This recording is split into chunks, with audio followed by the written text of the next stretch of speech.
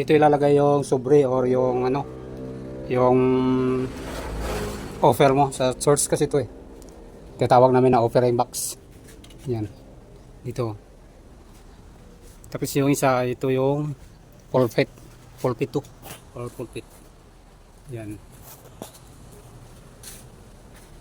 Diyan magbabasa yung ano. Diyan ilalagay yung Bible.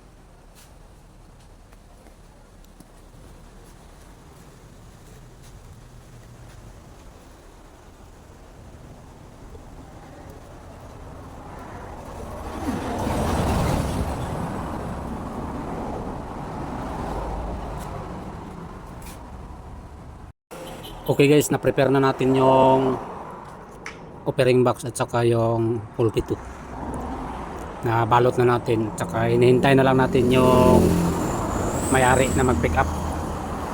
Ayan, naka-ready na guys. Dalawang offering box, isang maliit, isang malaki. Tapos isang pulpit 2 ang tawag dyan. Ayan, dalawa. Hinihintay lang natin kasi gagamitin na nila. Yan naman guys yung ginagawa kong drawing table na folding, pero hindi pa yan tapos. Ayan guys,